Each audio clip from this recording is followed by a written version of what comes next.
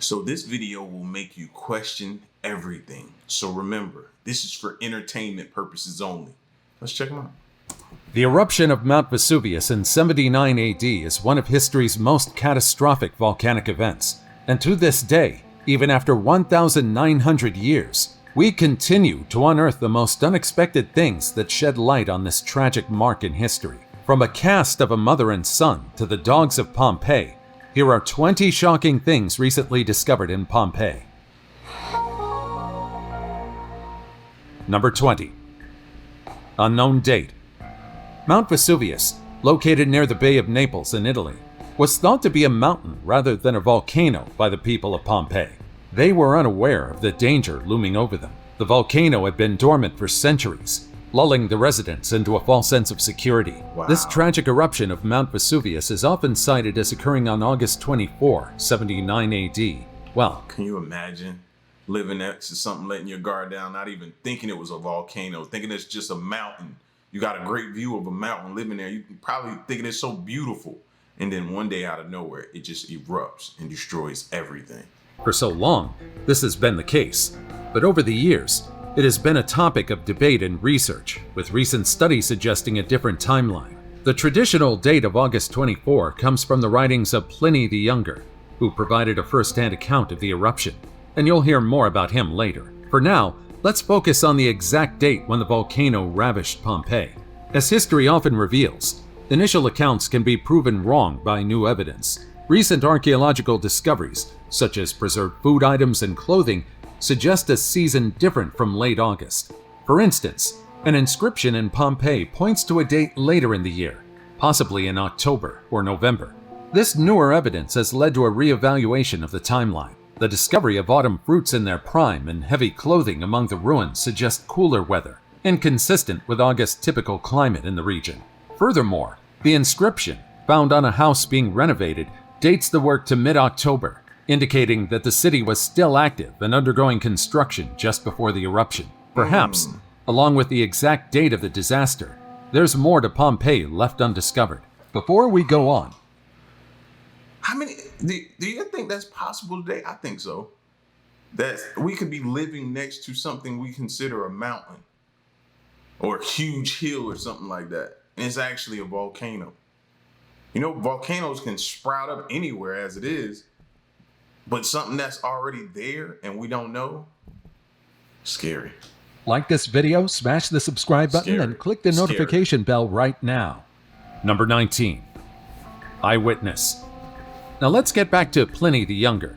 You see, much of our understanding of the catastrophic eruption of Mount Vesuvius in 79 AD and its devastating impact on Pompeii comes from the eyewitness account of Pliny the Younger. However, Pliny the Elder also played an important role during the catastrophic event. Pliny the Younger was a Roman author and administrator, and while he wasn't in Pompeii during the eruption, his uncle, Pliny the Elder, was. The Elder was a renowned scholar and military commander, and he perished while attempting to rescue victims of the eruption. Meanwhile, as the disaster was happening, Pliny the Younger recounted it in letters addressed to the historian Tacitus with vivid clarity. His letters described the ominous signs leading up to the eruption, including a cloud of unusual size and appearance rising from the volcano. He details the panic and confusion that ensued, the darkness that enveloped the area as the ash cloud blotted out the sun, and the desperate attempts of people to flee or seek shelter. His account also includes observations of the tragic aftermath, with the entire ancient city buried under ash and pumice. What's astounding about Pliny's writings is the attention to detail. Even so, it's just one perspective of the disastrous event. And so today, Pliny's writings and archaeological discoveries help us glimpse what Pompeii was before the devastating eruption. Number 18. That's why I'm thankful for this information, man. And I continue to seek information because they didn't have that. They didn't have the opportunity to look at others' previous past situations that happened to them to be able to learn from. No. When they realized that it was too late, they probably didn't know what the signs were that they were experiencing before it went off and erupted. Man. Villa of the Mysteries. One of the most well-preserved villas in Pompeii is the Villa of the Mysteries. This grand estate, situated just outside the main city, is renowned for its elaborate frescoes. among the best preserved and most intricate from the Roman world. What sets the Villa of the Mysteries apart is its large fresco that covers an entire room, depicting a series of scenes that have baffled historians and archaeologists for years. The fresco, rich in color and detail, is believed to portray the initiation rites of a mystery cult, possibly dedicated to Dionysus, the god of wine and fertility. The scenes are vivid and dramatic, showing a variety of characters in different states of emotion and activity, from dancing to undergoing ritualistic flogging. The exact purpose of this room and the meaning of the frescoes are still subjects of debate, perhaps also the reason for its name. Some scholars suggest that the room was a space for the initiation of women into the Dionysian mysteries. In this private cult, certain rituals and knowledge were shared among a select few. Others interpret the scenes as a symbolic representation of the stages of life, from birth to marriage, or even as a metaphor for psychological and spiritual transformation. Sound familiar? Cult-like things taking place behind scenes or in locations where people of power come together. We hear about these things taking place, but never can confirm. But look how far it goes back. Look how far it goes back. I bet it goes back even further. And y'all think it still ain't going on. Okay. But one thing is for sure, the entire villa showcases how luxurious the lifestyles of the Romans were in the past. Number 17. Ancient Romans in Pompeii had perfect teeth. Now here's a shocking and perhaps bizarre thing to point out to the people of Pompeii. Apparently, recent research suggests that the majority of them had perfect teeth, contrary to expectations of poor dental conditions. It turns out that the inhabitants of this ancient city had remarkably good teeth. The preservation of Pompeii under layers of ash from Mount Vesuvius has provided a unique opportunity to study the lives of its people, including aspects of their health, advanced imaging and dental. Fam, that looked like he got veneers. You know what I'm saying? Looked like he got veneers back then.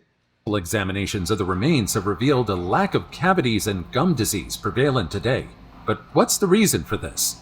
Well, experts claim that their dental health may be attributed to several factors. The diet of the Pompeians played a significant role. Unlike modern diets, which are high in sugar and processed foods, the diet in ancient Pompeii was rich in fruits, vegetables, and grains, with limited sugar consumption. This dietary pattern significantly reduced the likelihood of tooth decay. What's more, the air in Pompeii contained high levels of fluorine due to the volcanic nature of the region. Fluorine, a natural compound that strengthens tooth enamel and prevents decay, may have been present in their drinking water and the foods they consumed. This environmental factor could have contributed to the strong dental health observed in the remains of Pompeii. So it seems the fluorine Mount Vesuvius let out in the environment helped them. Good teeth in exchange for a one-time all-out attack on the ancient city. Nature truly is unfair. Number 16. Horses of Pompeii. In 2018, archaeologists excavating an exceptionally well-preserved villa just north of Pompeii uncovered an intact horse. The excavation of the stable revealed not just one, but possibly up to 3 horses, with at least one wearing a military-style harness. This horse, which was smaller compared to today's horses, standing around 150 centimeters at the withers, was considered large for its time. The valuable harness made from iron and bronze near the animal's head indicated that this particular horse was important. The horse's considerable size for that era suggested the existence of highly selected individuals in the Pompeii area. Given the horse's valuable harness and size, researchers hypothesized that this animal belonged to the most noble category. While it's easy to own a horse in today's time, it was quite different in Pompeii. It's tragic to think about, but these horses, which were probably serving their duties along with their owners, died a tragic death. What's more, these unfortunate horses weren't the only animals who perished during the eruption of Mount Vesuvius. Number 15. Perfectly preserved ancient shrine. Perhaps one of the most astounding discoveries in Pompeii is the well-preserved ancient shrine, known as a lararium. A lararium was a shrine dedicated to the Lares, deities believed to protect the Roman home. The particular well-preserved lararium discovered was similar to a secret garden. The wonderfully preserved shrine featured elaborate frescoes depicting various scenes and characters, including snakes, a peacock, golden beasts fighting a black wild boar, birds, a well, a tub, and a figure that's part man and part dog. possibly inspired by the Egyptian god Anubis. The vibrancy and detail of the frescoes are remarkable. I always think something spiritual when something survives like that, some catastrophic event and something, and everything burns down, except this one thing. I'm thinking that it's meant for us to see, it's meant for us to figure out, or some type of spiritual meaning behind it. Given the age of the shrine, the images include 2 serpents and a wild boar fighting unidentified creatures against a blood-red backdrop, adding to the mystical aura of the space. In addition, maybe not nothing spiritual with that one, maybe something else. To the frescoes, the altar in the shrine is decorated with eggs, a symbol of fertility. Archaeologists have found burnt remains near the altar, believed to be food offerings such as eggs, figs, or nuts, dedicated to fertility deities. The presence of paintings of Roman gods of household rituals alongside the altar further emphasizes the religious significance of the space. Perhaps some victims in their last moments clung to their faith in this place of worship. Number 14. The Casts of Pompei. The victims of Pompeii can be seen up close by visitors from around the globe today. The cast of those who perished continue to tell their story over 1,000 years after the tragedy. Now, this might come as a shocker, but the bodies we see today aren't the actual remains of the victims. These stones that vividly depict the final moments of the city's residents were created using a technique developed by Giuseppe Fiorelli in the late 1860s. After the eruption of Mount Vesuvius in 79 AD, the volcanic ash and pumice that blanketed Pompeii hardened around the victims' bodies. Over time, the bodies decomposed, leaving voids in the hardened ash. Fiorelli realized that these voids were the exact shape of the deceased. He pioneered a method where liquid plaster was poured into these cavities. Once the plaster set, the surrounding ash was carefully removed, revealing detailed casts of the victims in their final moments. This innovative technique allowed researchers to capture not only the position, but also the expressions and clothing of the victims, providing a poignant and tangible connection to the ancient tragedy. If it weren't for this method, we wouldn't have the opportunity to remember the victims of this tragic incident. It's like they was just frozen in time, fam. Just seeing that, man, it's like my mind keeps trying to create a video of what actually took place, like trying to take me to that time. And it's like, all I can see is people being awakened from their sleep in a panic, trying to figure out what's going on, looking out the door, seeing an eruption, and then trying to flee. And it was too late. Number 13. A Mother and Child. Perhaps the most heart-wrenching cast belongs to a mother and her young child. This gut-wrenching sight was discovered in 2015 in Pompeii. The remains of a mother and her child, preserved in ash for over 1,900 years. This tragic tableau, believed to be a 4-year-old child lying on the belly of his terrified mother, was found in a location known as the House of the Golden Bracelet. The child was discovered alongside an adult male and female, presumed to be his parents, and another younger child on his mother's lap. The pose of these figures, captured in the ash, reveal the horror of their final moments during the catastrophic eruption. You can only hope that they didn't suffer. That's the only thing you can say to yourself is like, or at least that's what I keep saying. You can only hope. Hopefully they didn't suffer. Number 12. A Headless Victim. Now perhaps you already know about this particular victim, the unluckiest guy in Pompeii. The skeleton of this man was discovered beneath hardened lava, but his head was believed to be crushed by the massive boulder on top of it. This man was definitely in the wrong place at the wrong time. What's more, it seemed that the boulder crushed the highest part of his thorax. However, recent analysis has led scientists to revisit this theory.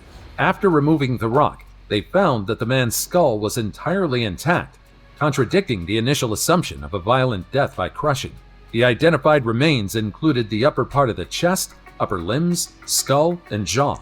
It's now believed that his death was more likely due to asphyxia, caused by the pyroclastic flow from the eruption.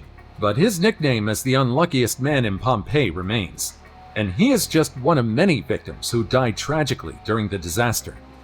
Number 11. Dogs of Pompei.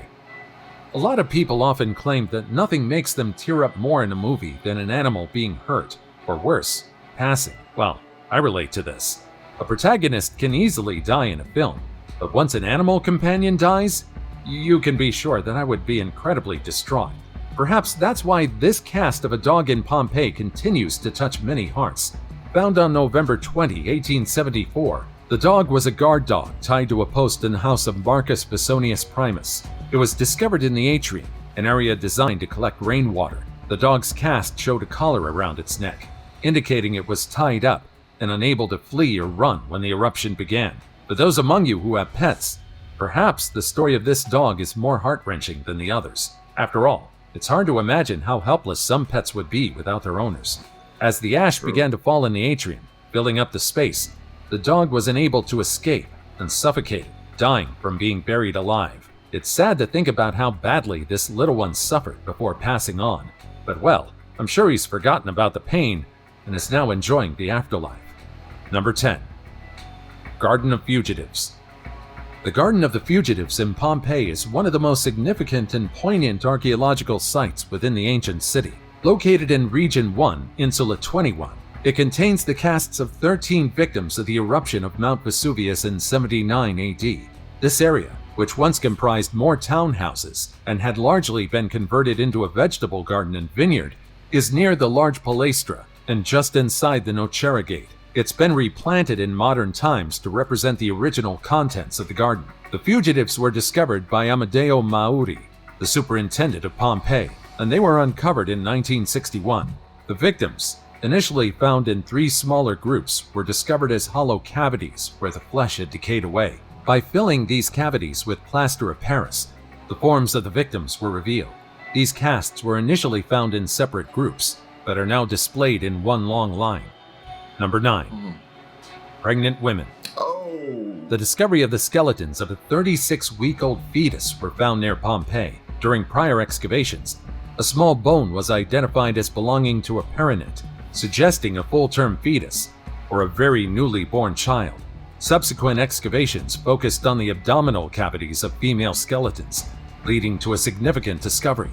A young adult female, potentially clad in fabric or lying upon it, was unearthed alongside an oil lamp and coins. Remarkably, her remains held a 36-week-old fetus.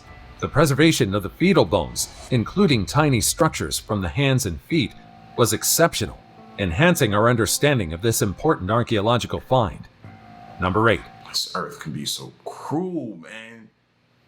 This world is cruel, bro. Pregnant people, kids.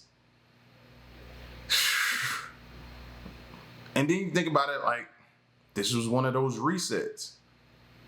So now I want to know, like, what was going on in those times? What was taking place during that time that the earth felt like it needed to reset? Gone in 15 minutes. On that fateful day in 79 AD, Vesuvius awoke with a terrifying eruption. It wasn't lava that caused the immediate destruction, but rather a pyroclastic surge, a fast-moving flow of hot gas and volcanic matter. These people didn't have a lot of time to act or to escape. This surge was so powerful and fast, it engulfed Pompeii in just about 15 minutes. Even that shot right there, hold on, let me go back to it. Powerful and fast. Even this shot right here, you would think, man, it still looks like they're pretty far away from it, and it still managed to do that type of destruction and damage. It engulfed Pompeii in just about 15 minutes. Yes, that's right. All hell broke loose in just 15 minutes. The temperature of this pyroclastic material was around 300 degrees Celsius, or 572 degrees Fahrenheit. When it hit Pompeii, it was a death sentence for its inhabitants. People didn't stand a chance against this fiery onslaught. The surge was so rapid and intense that it instantly killed everyone in its path, regardless of where or what they were doing.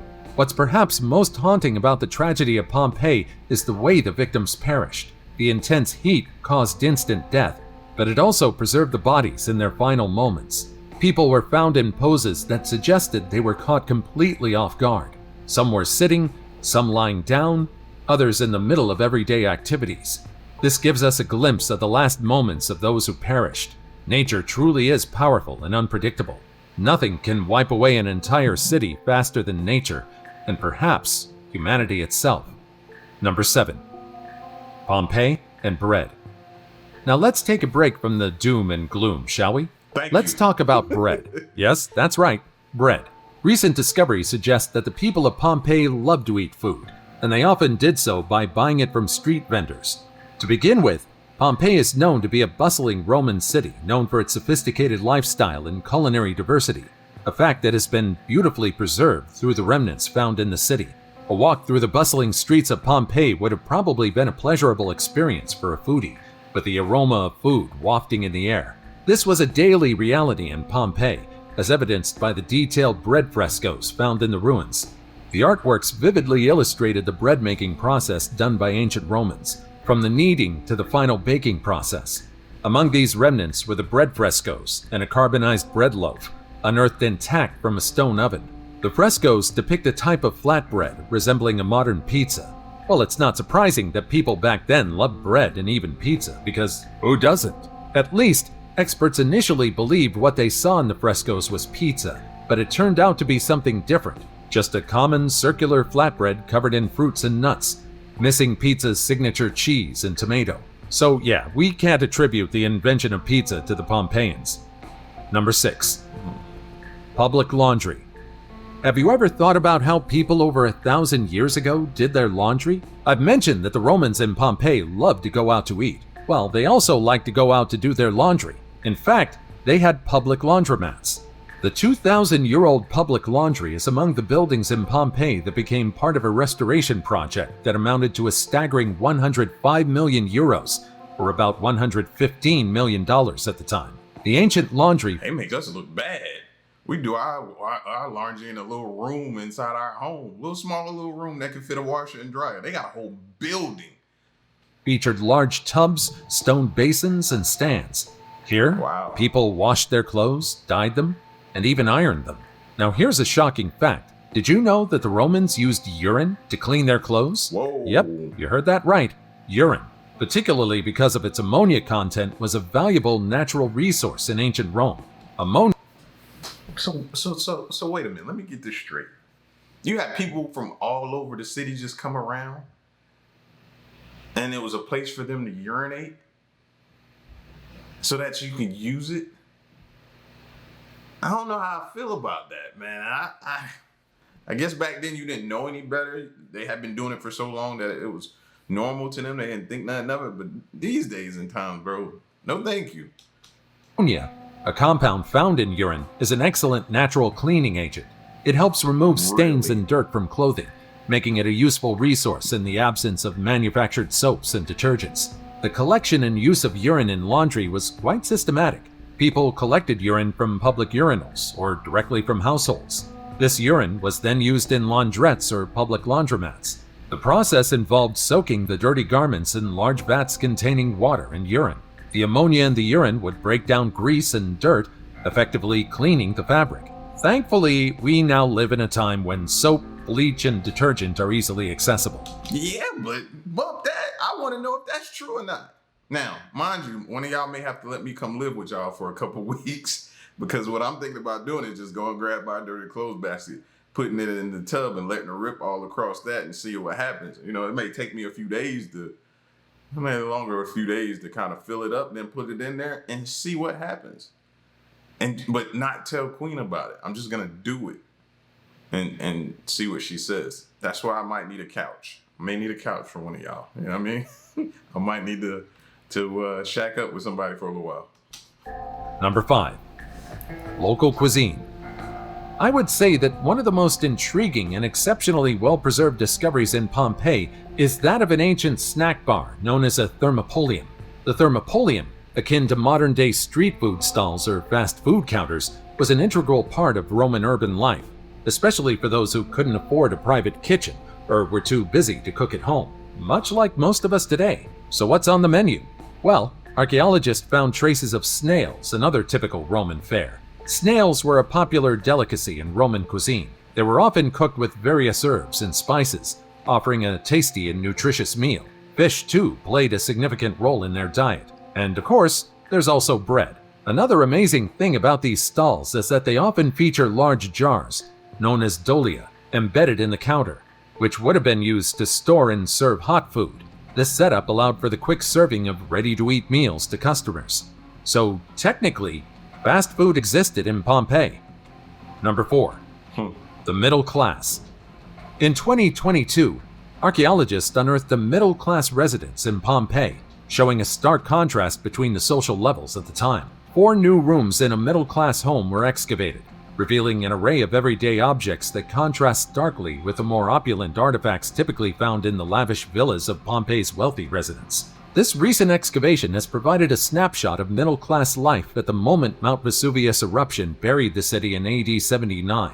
Among the items found were ceramic dishware, decorative objects, amphoras, and even more personal items like a hastily emptied trunk, a bed, and a crib-shaped terracotta perfume burner. These discoveries paint a picture of a comfortable yet modest lifestyle, quite distinct from the extravagance seen in the homes of the elite. Experts noted that a large portion of the population in the Roman Empire comprised people who worked hard for their daily sustenance, but were ambitious about improving their social status. This ambition and effort are evident in the objects found, which range from basic everyday tools to more valuable items made of bronze or glass. Perhaps today's society doesn't deviate that much from the old times. Number 3. Staubian Baths. The Staubian Baths, discovered in Pompeii, show how incredible the ancient city was before the volcanic eruption. These facilities are the oldest of the 3 bath complexes in Pompeii, believed to date back to the 4th century BC.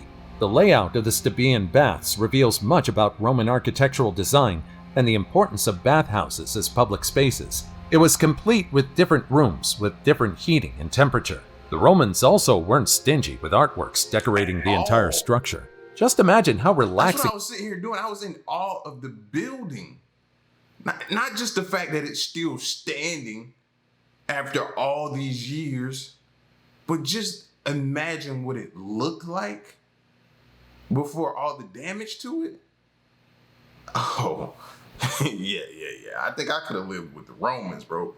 They knew how to treat you. They knew how to live it up. You know what I mean? Frescoes, mosaics, and sculptures. This discovery also reminds us that for the Romans, bathing wasn't simply a way to keep yourself clean. Just think about it as having a social gathering at a water park. It was also a way for them to socialize and build connections, which in modern times would be incredibly outlandish and awkward. Number 2. Graffiti. In the ancient city of Pompeii, a unique and often overlooked aspect of everyday Roman life has been revealed through the discovery of graffiti. These writings etched onto the walls of buildings provide a candid and sometimes startling insight into the minds and lives of the people who lived nearly 2 millennia ago.